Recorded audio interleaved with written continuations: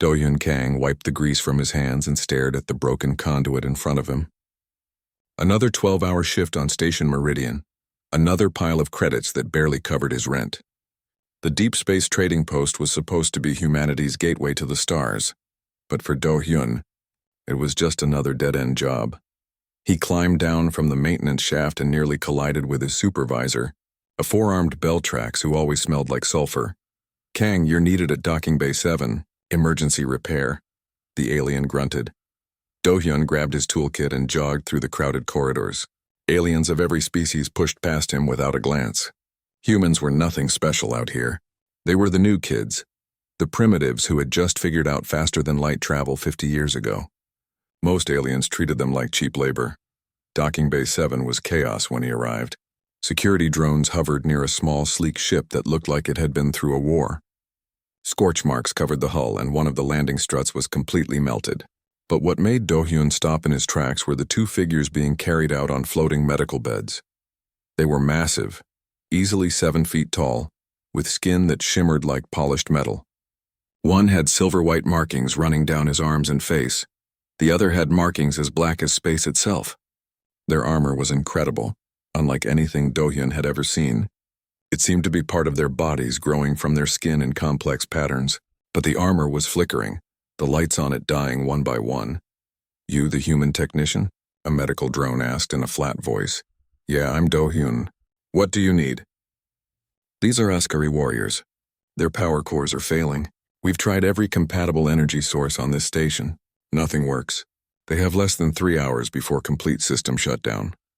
Do-hyun approached the beds carefully. Up close, he could see that the two aliens were twins.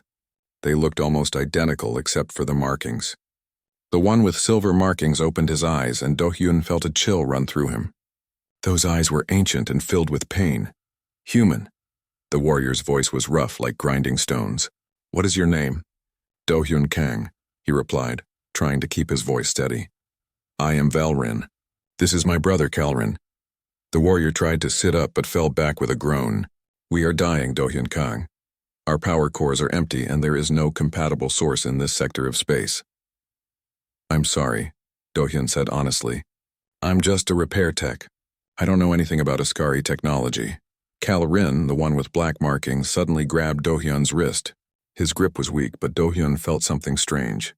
A tingling sensation ran up his arm like static electricity, but warmer. "Brother," Calrin whispered. "Do you feel it?" Valrin's eyes went wide. He reached out and touched Do-hyun's other hand. The tingling grew stronger, and the lights on both warriors' armor flickered brighter for just a moment. "Impossible," Valrin breathed. "The frequency, it matches perfectly." "What matches?" Do-hyun tried to pull away, but both warriors held him gently but firmly. "You," Calrin said, his voice gaining strength. "Your body produces bioelectric energy. All living things do, but yours. Yours vibrates at the exact frequency we need. You are compatible with our power matrix." Do-hyun's mind raced. "You mean I could power your armor? How?" "A direct connection," Valrin explained. "Your bioelectric field would transfer to our systems. It would save our lives. But it would also create a bond," Calrin added. His dark eyes locked on Do-hyun's face. "Once established, the connection cannot be broken.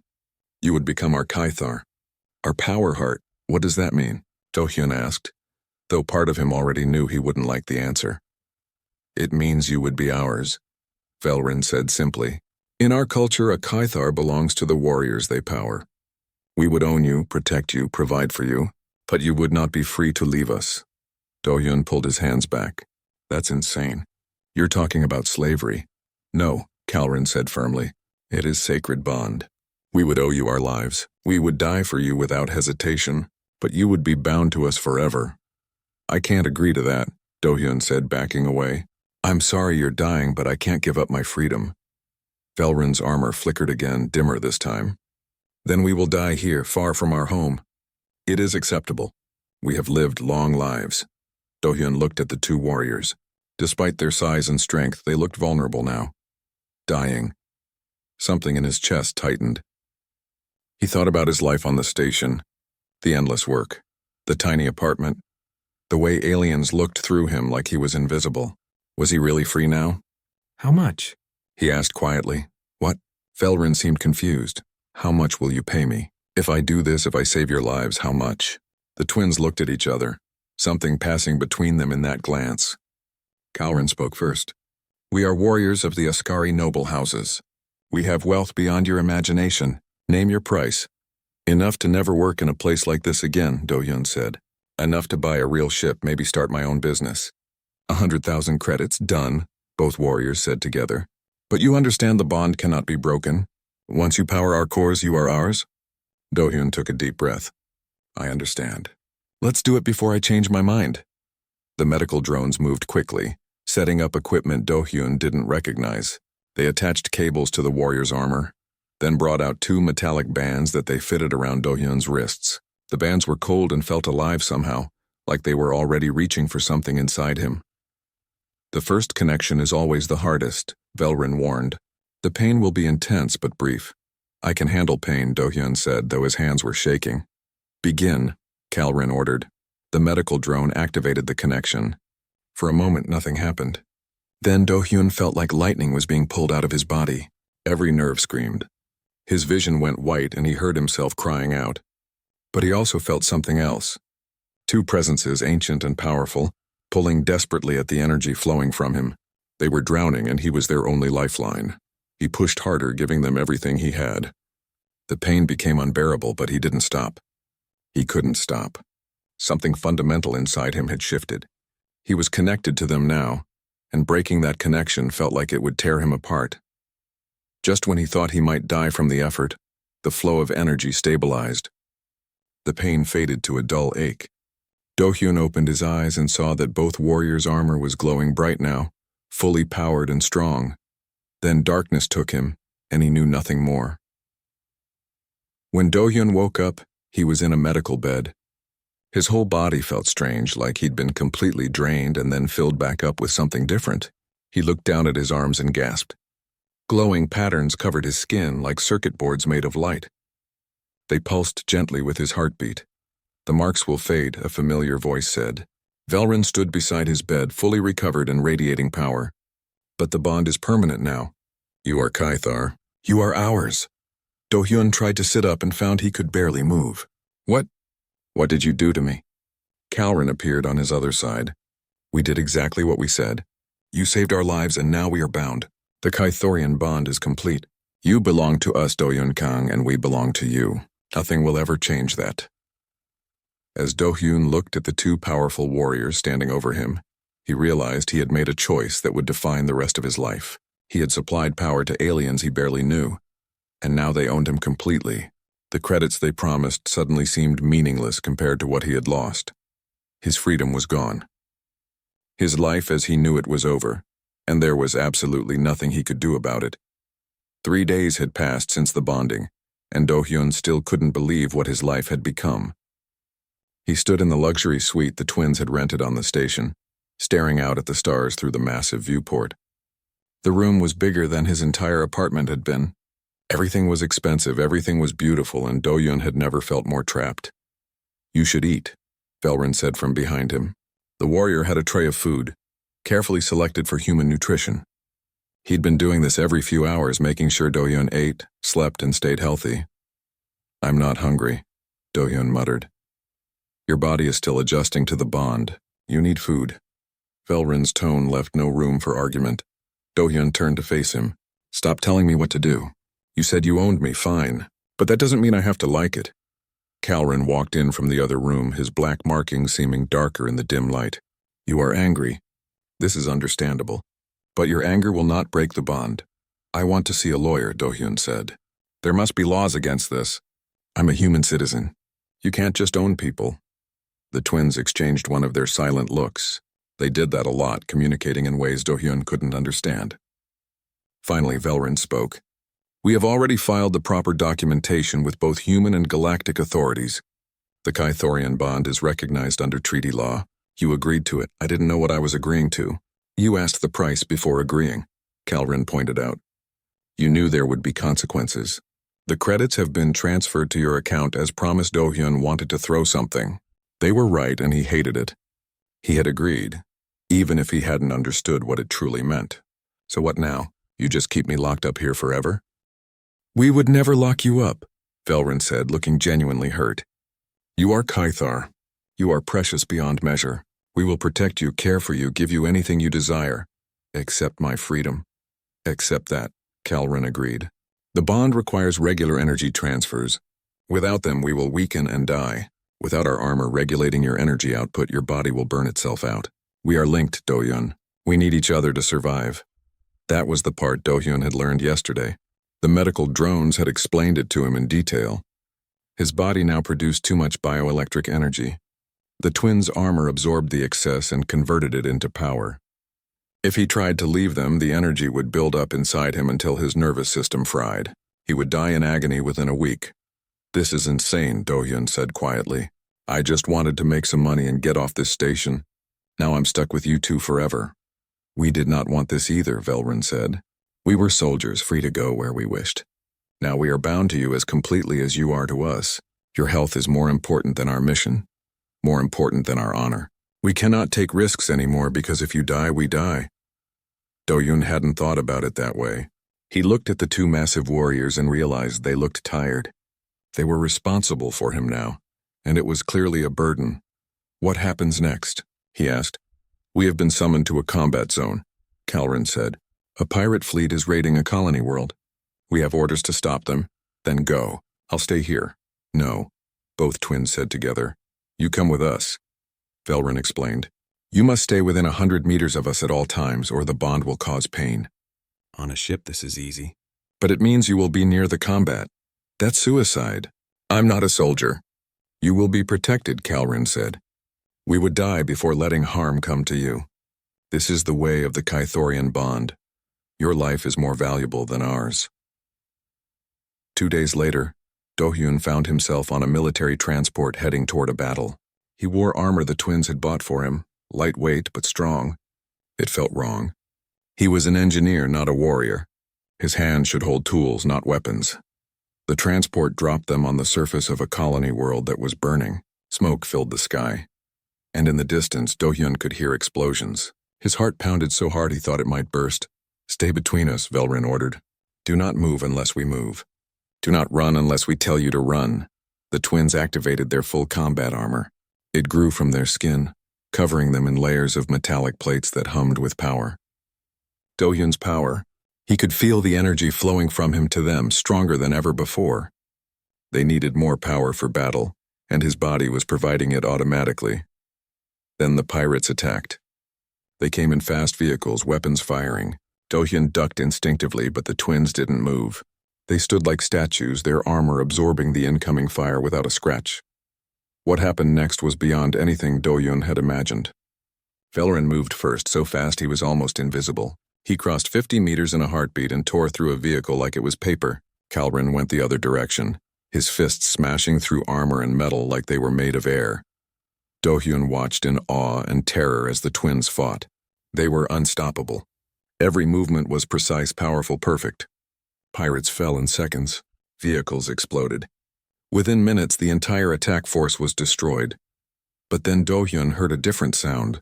A high-pitched whine he recognized from his engineering training. Someone had launched a missile and it was coming straight at him. He tried to run, but his legs wouldn't move. Fear had frozen him in place. The missile screamed closer. He was going to die. Calrin appeared in front of him faster than thought. The warrior spread his arms wide and his armor expanded, creating a shield. The missile hit with tremendous force. The explosion threw Do-hyun backward and he hit the ground hard. When the smoke cleared, Calrin was still standing, but his armor was cracked and sparking. Black fluid leaked from several wounds. The warrior had taken the full force of the blast meant for Do-hyun.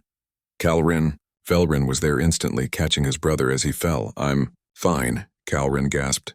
"The Caithar, is he safe?" "I'm here," Do-hyun said, crawling toward them. "I'm okay." "But you're not. You're hurt badly." "Does not matter," Calrin said, his eyes finding Do-hyun's. "You are safe. That is all that matters." Do-hyun looked at the warrior who had just taken a missile for him. Calrin was dying. The damage was too severe, and it was Do-hyun's fault for freezing up, for not running when he should have. "Give him power," Velryn said urgently. "Direct connection, now." Do-hyun didn't hesitate. He grabbed Calrin's hand and pushed every bit of energy he had into the warrior. It hurt worse than the first connection, like his bones were on fire, but he didn't stop. He couldn't let Kalrin die. Not for him. The energy flowed like a river from Do-hyun into Kalrin. The warrior's wounds began to close. His armor started repairing itself. The black markings on his skin glowed brighter and brighter until Do-hyun thought he might go blind. Then it was done. Kalrin sat up, fully healed, his armor restored. Do-hyun collapsed, completely drained. The last thing he saw before passing out was both twins looking at him with something like wonder in their ancient eyes. When he woke up this time, he was on the transport heading back to the station.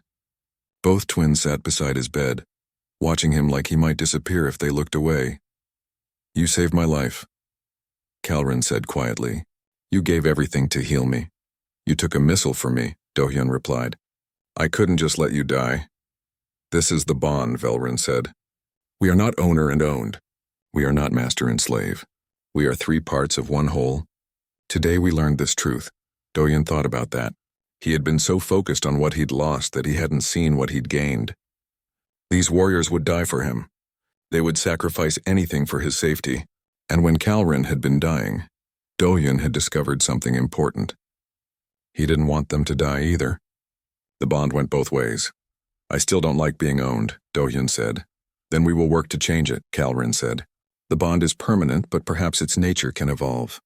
"We have centuries to learn how." "Centuries?" Do-hyun asked. "The bond extends your life to match ours," Velrin explained. "We are 300 years old. You will live as long as we do, possibly longer. We have much time to understand each other." Do-hyun closed his eyes. Centuries. He had centuries bound to these two warriors. The thought should have terrified him. But after watching Kalrin nearly die for him, after feeling the desperate need to save the warrior's life, Do-hyun realized something had changed inside him. He was still angry about losing his freedom. But maybe, just maybe, he had gained something else. Something he'd never had before on that lonely station. He had gained family. Strange, alien, overwhelming family, but family nonetheless. And maybe that was worth more than freedom. The message reached them 3 weeks after the battle. Do-hyun was getting used to life with the twins, learning to accept the strange rhythm of their shared existence. Then everything changed. "The Ascari High Command wants to meet you," Velrin said, his silver markings seeming brighter than usual. "News of our bond has spread across the Empire." "Why do they care?" Do-hyun asked. He was sitting in their ship's common area, reading about Ascari history on a data pad. Kalrin sat down across from him. "Because we are not the only ones whose power cores are failing. It is happening across our entire civilization. Our people are dying slowly, losing the energy that makes us what we are. And I can fix that." "You are human," Velrin said. "If one human can power 2 Ascari warriors, then perhaps other humans can do the same. Your entire species might be compatible with us." The weight of that statement hit Do-hyun hard. "You want to bond more humans to your people?" "The High Command wants to make an offer to Earth," Kalrin explained. "Provide volunteers as Caithar, and humanity will receive full Imperial citizenship, technology, protection, a place among the great civilizations of the galaxy." "You mean sell us into slavery?" Do-hyun said flatly. "It is not slavery," Velrin insisted. "It is sacred bond." "Tell that to someone who isn't living it," Do-hyun shot back. "You two are good to me, I'll admit that. But I still can't leave. I'm still owned. How many humans will sign up for that if they know the truth?" The twins had no answer for him. 2 weeks later, Do-hyun stood in a massive assembly hall on the Ascari homeworld. The planet was beautiful, with crystal towers reaching into purple skies, but the beauty couldn't hide the underlying desperation. Everywhere Do-hyun looked, he saw Ascari with dimming armor, warriors moving slowly to conserve energy. An entire civilization was dying. The hall was filled with representatives from both human and Ascari governments. Earth had sent its best diplomats, scientists, and military leaders. They all wanted to see the human who had bonded with Ascari warriors. "This is unprecedented," the human ambassador said. She was a stern woman named Heejin Park. "Mr. Kang, can you explain to us exactly what this bond entails?" Do-hyun stood at the center of the hall with the twins flanking him. He took a deep breath. "The Caithorian bond is permanent. Once established, it can never be broken. I provide power to Velrin and Kalrin, and their armor regulates my energy output. Without them, I would die. Without me, they would die. We are completely dependent on each other. And your freedom? Ambassador Park asked. I have none, Do-hyun said honestly. In Ascari culture, I am owned by these warriors. They make decisions about where I go, what I do, how I live. But, he paused, thinking carefully about his next words. They also protect me absolutely. They would die for me without hesitation. They provide for all my needs. It is not slavery as humans understand it, but it is not freedom either. The hall erupted in argument. Some humans were horrified. Others saw opportunity. The Ascari watched silently, their ancient eyes revealing nothing. An Ascari commander stood up. Her armor was barely glowing. The human speaks truth, but he does not speak all of it, may I? Do-hyun nodded. The Kythorian bond is the oldest and most sacred connection in our culture, the commander said. 10,000 years ago, our people had natural Kythar. They were part of our species, born to provide power to warriors. But a plague killed them all. We adapted, created artificial power cores, and survived. But the cores are failing now. We thought that ability was lost forever. Then this human appeared, and we discovered that your species carries the same genetic markers as our ancient Kythar. Murmurs spread through the human delegation. A scientist stood up. Are you saying humans are related to the Ascari? Our ancestors seeded your world millions of years ago, the commander confirmed. Not intentionally. A damaged ship crashed on your planet in your prehistoric age. The crew died, but their genetic material spread. Your evolution was influenced by our DNA. You are not Ascari, but you carry traces of our ancient bloodline. This is insane, Ambassador Park said. You're asking us to believe that humans evolved from crashed aliens? We are asking you to believe evidence, the commander replied. And we are offering you a choice. Provide volunteers for the Kythorian bond, and Earth will join the Ascari Empire as full citizens. You will have access to technology thousands of years beyond your current level. You will have protection from hostile species. You will have a voice in galactic politics. In exchange for what? A human general demanded. How many of our people do you want? As many as are willing, Velrin spoke up. His deep voice filled the hall. We will not force anyone, but we need thousands of Kythar to save our civilization. Without them, the Ascari Empire will fall within a century. The debate raged for hours. Do-hyun listened to both sides, understanding their fears and hopes. Finally, Ambassador Park asked him to speak again. Mr. Kang, if you could go back to that day on the station, knowing everything you know now, would you still form the bond? Do-hyun looked at Velrin and Kalrin. He thought about the last 2 months. The loss of freedom. The battles, the fear, but also the protection, the care. The strange sense of belonging he had never felt before in his lonely life. Yes, he said quietly, I would. Not because I want to be owned, but because being alone was worse. The bond is hard. It is restrictive. It will take me time to fully accept it. But it has given me purpose. It has given me family. For someone who had neither, that matters. He turned to face both delegations. I think humans should have the choice. Real choice with full information. Tell them the truth. Show them what the bond means. Let them decide if the benefits outweigh the costs. Some will say yes, many will say no, but let it be their decision. And what about protections? Ambassador Park asked. How do we ensure that bonded humans are treated well? We propose a treaty, Kalrin said. Strict regulations on how Kythar must be treated, regular checks by human authorities. The right for bonded humans to report abuse. The Kythorian bond is sacred to us. Any Ascari who mistreats their Kythar would face the harshest punishment. We need time to consider this, Ambassador Park said. This is not a decision we can make quickly. We understand, the Ascari commander replied, but know that time is not infinite. Our people are dying. The sooner we begin, the more lives we save.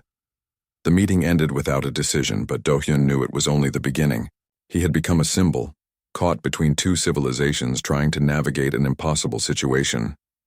That night, Do-hyun stood on a balcony overlooking the Ascari capital city. The lights were dimmer than they should be, conserving energy. The twins joined him, their presence comforting in the alien darkness. Did I say the right things? Do-hyun asked. You spoke your truth, Velrin said. That is all anyone can ask. What if Earth says no? What happens to your people? We die, Kalrin said simply.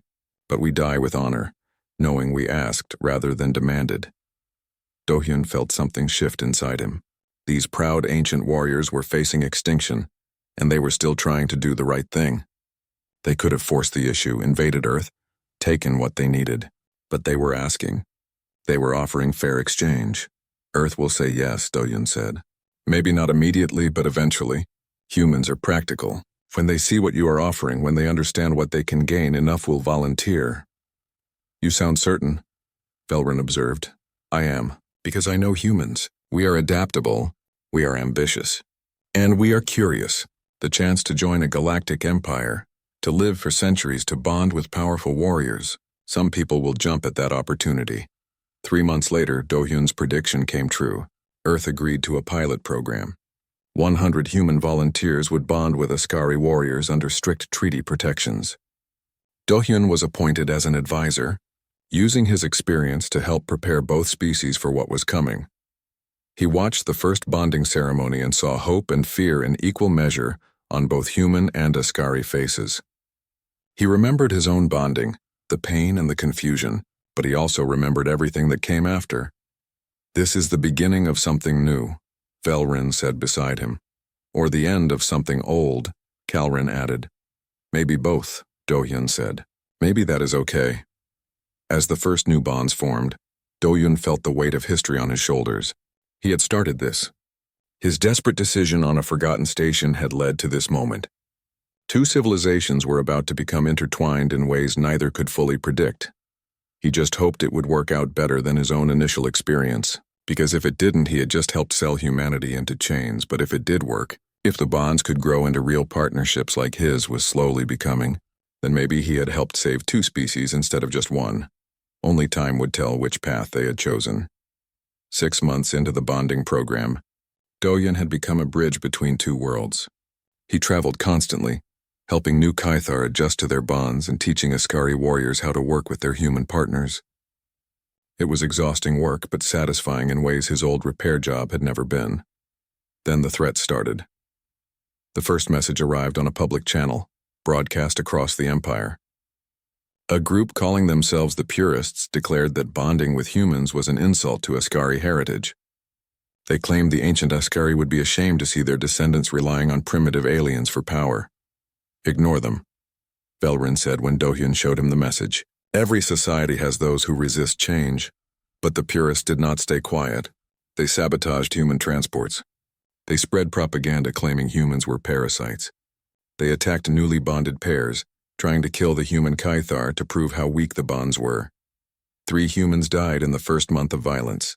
Their bonded Ascari died with them, unable to survive without their power source. The death shook both civilizations. Ambassador Park called for the program to be suspended until security could be guaranteed. We cannot stop now, the Ascari High Command argued. The Purists want us to fail. If we give in to their terror, more will join them. Do-hyun found himself in another meeting, this time discussing how to protect the bonded pairs. He was tired of meetings, tired of politics. He just wanted to help people adjust to their bonds, not fight a war over them. That was when the Purists made their biggest mistake. They decided to target Do-hyun himself. The attack came at night in the residential complex where Do-hyun and the twins were staying. Alarms blared. Explosions rocked the building. Do-hyun woke to find Velryn carrying him at a dead run, while Kalryn fought off attackers behind them. How many? Velryn shouted. 20, maybe more, Kalryn replied, his fists glowing with power as he smashed through walls to create escape routes. They made it to a secure room, but the attackers were relentless. Energy weapons scorched the air around them. The twins' armor absorbed most of the damage, but Do-hyun could feel them drawing heavily on his power. They were burning through his energy faster than his body could produce it. There are too many, Do-hyun gasped. His head pounded from the excessive power drain. You need to run. Never, both twins said together. An explosion tore through the wall beside them. Do-hyun felt something hot and sharp slice across his side. Pain exploded through his body. He looked down and saw blood, his blood spreading across his shirt. The effect on the twins was immediate and terrifying. Their armor blazed brighter than Do-hyun had ever seen it. Their eyes glowed with fury. The temperature in the room seemed to drop as their rage filled the space. What happened next was beyond violence. It was pure wrath made physical. The twins moved through the attackers like death itself. They showed no mercy, no hesitation. Anyone who had dared hurt their Kythar died instantly. Within minutes, every purist in the building was dead. The twins came back to Do-hyun, covered in the blood of their enemies, their armor still crackling with barely contained fury. "How bad is the wound?" Felrin asked, his hands surprisingly gentle as he examined Do-hyun's injury. "Not bad," Do-hyun managed. "Just a graze." "They will pay," Calrin growled. "Every single one who supports the purists will pay for this." "No," Do-hyun said firmly. "No more killing. That is what they want. They want us to look like monsters. They hurt you," Felrin said, his voice shaking with emotion Do-hyun had never heard from the calm warrior. "They tried to kill you. That cannot go unpunished." "Then punish them the right way," Do-hyun said. "Find them, stop them." "But do it within the law. Show everyone that the bond does not make us brutal." The twins looked at each other, that silent communication passing between them. Finally, they nodded. Do-hyun was in medical care for 3 days. The wound was not serious, but the doctors wanted to monitor how it affected the bond. They discovered something interesting. While Do-hyun healed, the twins could transfer some of their power back to him, speeding up his recovery. The bond was more flexible than anyone had realized. When Do-hyun was released, he found that security around all bonded pairs had been increased 10-fold. But it was not enough. The purists struck again, this time at a training facility. 5 more Kythar died along with their warriors. "We need to stop them permanently," Calrin said during a war council. Do-hyun had been included in the meetings now, recognized as someone whose insights were valuable. "The problem is we do not know where they are hiding," an Askari commander said. "They strike from the shadows and disappear." Do-hyun studied the attack patterns on a holographic display. His engineering mind looked at the problem differently than the warriors did. He saw patterns, timing, resource requirements. "They are not random," he said slowly. "Look at the gaps between attacks. They need time to gather supplies, recruit members, plan operations. They are organized, which means they need a base." "We have searched everywhere," the commander said. "Everywhere an Askari would hide," Do-hyun countered. "But the purists hate change. They worship the old ways. Where would someone like that feel safe?" Felrin's eyes widened. "The old Imperial sector. The abandoned worlds where our ancestors first settled." "No one goes there anymore," Calrin said. "Those worlds were evacuated centuries ago when our power crisis began. There is nothing there but ruins." "Exactly," Do-hyun said. "Perfect place to hide if you are trying to avoid notice." Within a week, they had confirmation. Scout ships found energy signatures on one of the abandoned worlds. The purists had built a massive base in the ruins of an ancient Askari city. "We will send an army," the High Command declared. "No," Do-hyun said. "That is what they expect. They will see an army coming and scatter. You need a small team. Fast, precise, unexpected." "You cannot possibly be suggesting we go ourselves," Felrin said. "Why not? We are the ones they hate most. The first bonded trio. If we take them down, we break their spirit." "It is too dangerous," Calrin protested. "You were just injured. We cannot risk you again." "You risk me every day," Do-hyun pointed out. "This is just another mission. Besides, I have an idea. The purists are predictable because they are stuck in the past. But we can use that against them." Do-hyun explained his plan. It was risky and required perfect timing, but it used human tactical thinking combined with Askari power. The twins listened, and slowly, they began to nod. "It might work," Felrin admitted. "It will work," Do-hyun said with confidence he did not entirely feel. They assembled a strike team of 10 bonded pairs, all volunteers. Each human Kythar brought unique skills and perspectives. Together with their Askari warriors, they represented something the purists could never understand, the strength that came from combining 2 different species. The journey to the abandoned world took 3 days.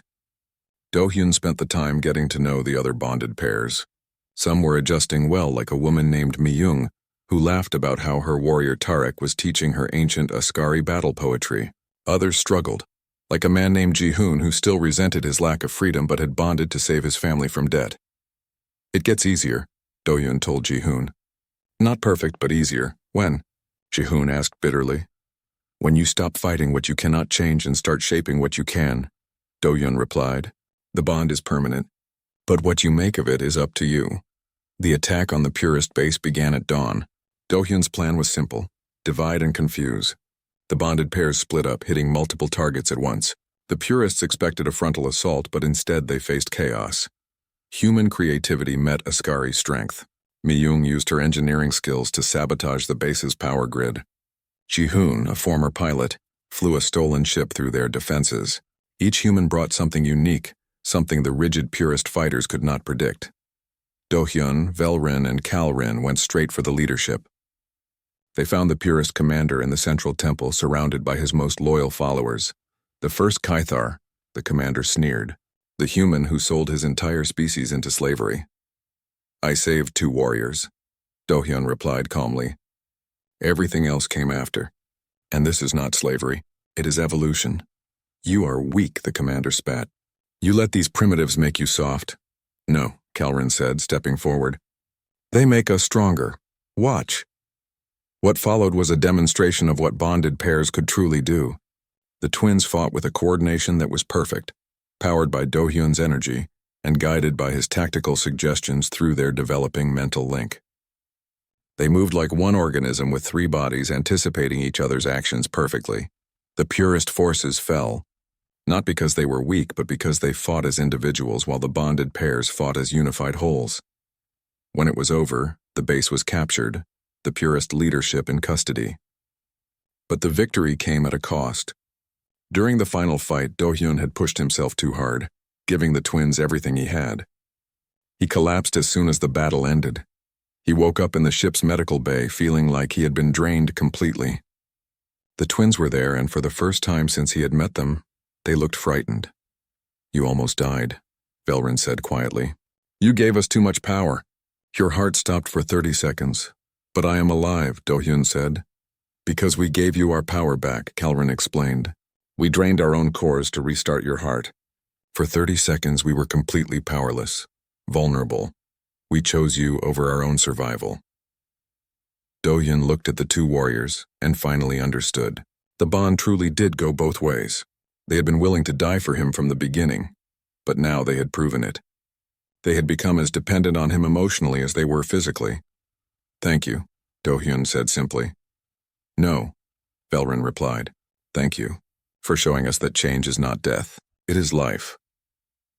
1 year after the Purist defeat, Do-hyun stood in front of a mirror in his quarters, adjusting the formal robes he had been given. Today he would be officially named as humanity's first ambassador to the Ascari Empire.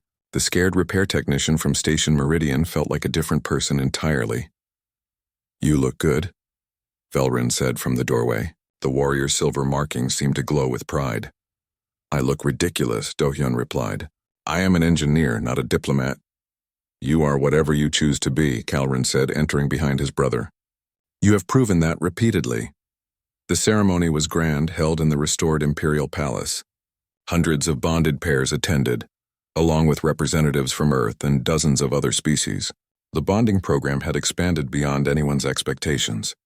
5,000 humans were now bonded with Ascari warriors, and the number grew every month. But Do-hyun's speech was not about numbers or politics. It was about something he had learned over the past year. "When I first bonded with Velrin and Kalrin, I thought I had lost everything," Do-hyun began, his voice carrying through the great hall. "I thought the bond was a prison. I was angry, bitter, and afraid. I felt owned." He paused, looking at the twins who stood beside him on the stage. "I was right to feel that way. The early days of the bond were exactly as I feared. I had no freedom. Every decision was made for me. I existed only to provide power. But something changed over time. The bond evolved. We evolved." Do-hyun turned to face the audience. "I am still bonded to these warriors.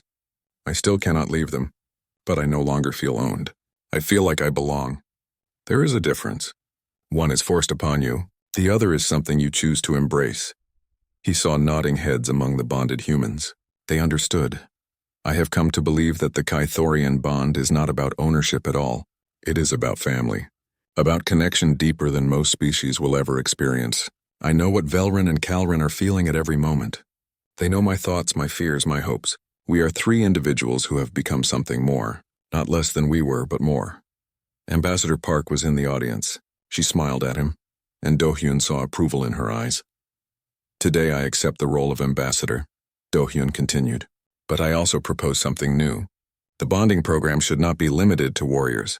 Scientists, artists, explorers, teachers, any field could benefit from the deep partnership the bond creates. We should expand this program not just to save the Ascari, but to create something neither species could achieve alone." The suggestion caused excited murmurs. Some Ascari looked skeptical, but others seemed intrigued. The younger generation, both human and Ascari, looked eager. "The bond is not for everyone," Do-hyun concluded. "It requires sacrifice, adaptation, and willingness to change. But for those who embrace it, the bond offers something precious. It offers belonging.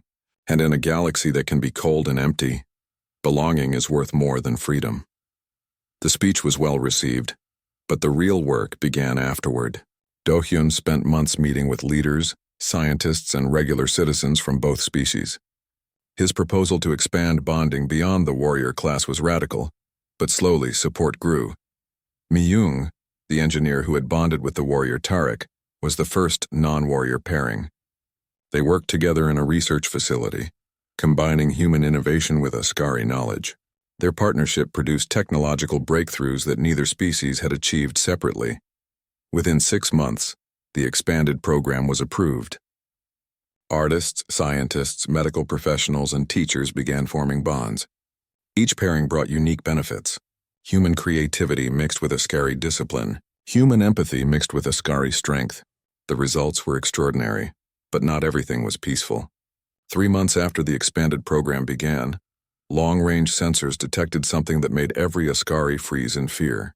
A massive fleet was approaching from the edge of known space. The ships were ancient, their design matching historical records from 10,000 years ago.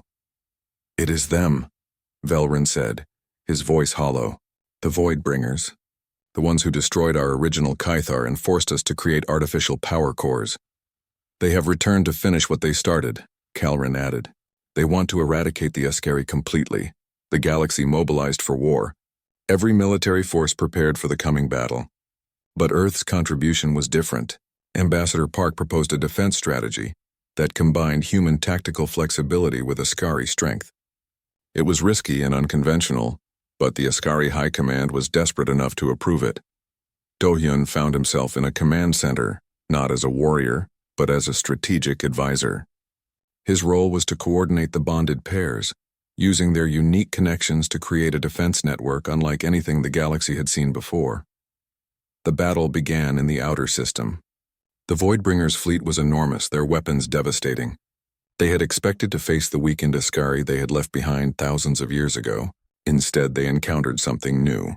Bonded pairs fought with perfect coordination. Human strategic thinking predicted enemy moves. Ascari power executed those predictions with overwhelming force. Ships that should have fallen survived through clever tactics. Defenses that should have broken held firm through determination. But the enemy was too strong. Despite their best efforts, the Allied forces were being pushed back. The Voidbringers advanced toward the Ascari homeworld, destroying everything in their path. That was when Do-hyun had a desperate idea. "What if we could link all the bonded pairs together?" he asked. "Create one massive network of shared power and consciousness?" "That is impossible," an Ascari scientist said. "The neural load would kill everyone involved. Unless humans could absorb and redistribute it," Do-hyun argued. "Our brains work differently than yours. We might be able to handle the complexity." "It could kill you," Velryn said firmly. "All of you." "If we do nothing, we die anyway," Do-hyun replied. "Let me try." The decision was made quickly. 5,000 bonded pairs prepared to link their consciousness together with Do-hyun as the central hub. It was insane, impossible, and their only hope. When the connection began, Do-hyun felt like his mind was being torn apart. 5,000 voices screamed in his head. 10,000 sets of emotions flooded through him. He could not contain it all. Then he felt Velryn and Calrin beside him, their presence steady and strong. They helped him organize the chaos, creating structure from madness. Other humans joined in, each adding their unique perspective to the network. What had seemed impossible became merely difficult. The network stabilized. For the first time in history, thousands of beings thought with one mind. They saw the battlefield from every angle simultaneously. They processed tactical data faster than any computer. They moved as one, The effect on the battle was immediate. Ships dodged attacks they could not see coming. Weapons found targets that should have been hidden. The Allied forces moved with a coordination that was supernatural. The Voidbringers had never faced an enemy like this, but it was not enough. The enemy was too numerous, too powerful. The Allies were winning individual battles but losing the war. Then Do-hyun realized something. The Voidbringers fought like machines, predictable and rigid. They followed patterns established thousands of years ago. But humans were unpredictable. Humans broke patterns. Through the network, Do-hyun shared his insight. Immediately, the bonded pairs began doing things that made no tactical sense. Ships flew directly at enemy formations, then veered away at the last second. Weapons fired at empty space, forcing enemies to dodge into traps. The chaos was intentional and it was brilliant. The Voidbringers could not adapt. Their ancient minds could not process the randomness. They made mistakes, small at first, then catastrophic. Gaps appeared in their formation. Ships collided trying to avoid unpredictable attacks. Their fleet fell into disorder. The Allied forces pressed the advantage. Bonded pairs struck with surgical precision at the weak points Do-hyun's network revealed. The battle that should have ended in defeat became a victory. When the last Voidbringer ship retreated, the network collapsed. Do-hyun fell unconscious, his mind completely exhausted. He woke 3 days later to find Velrun and Calrun sitting beside his bed, just as they had been after every other time he had pushed himself too far. "Did we win?" he asked. "We won," Velrun confirmed. "You saved both our species." "Not me," Do-hyun said weakly. "All of us. Every bonded pair fought together." "Because you showed them how," Calrun said. "You created something new from 2 old civilizations." Recovery took weeks. During that time, Do-hyun received visitors from across the galaxy. Leaders wanted to know how the network had been created.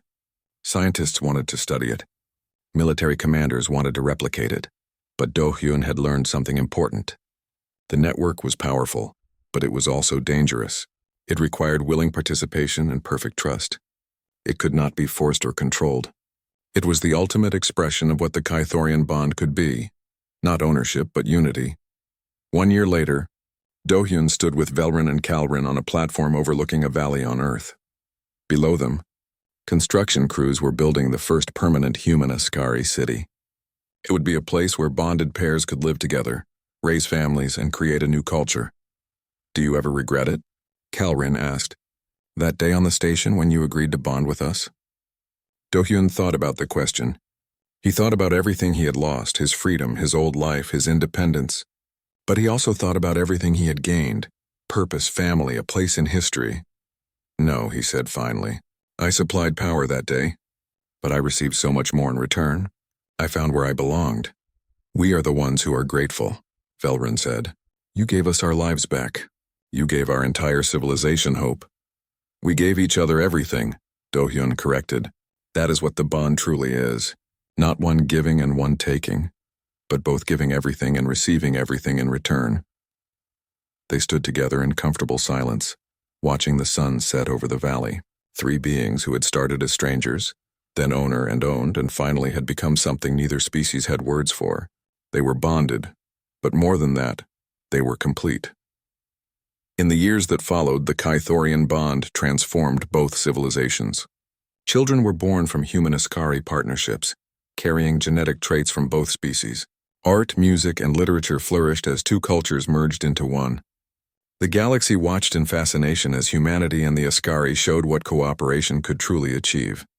And at the center of it all was Do-hyun Kang, the repair technician who had changed the course of history by agreeing to supply power to 2 dying warriors. He never sought fame or glory.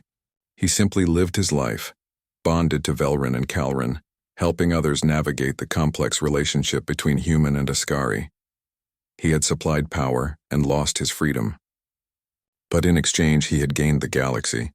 And that, Do-hyun thought as he watched humanity's children play in the valley below, was a fair trade after all.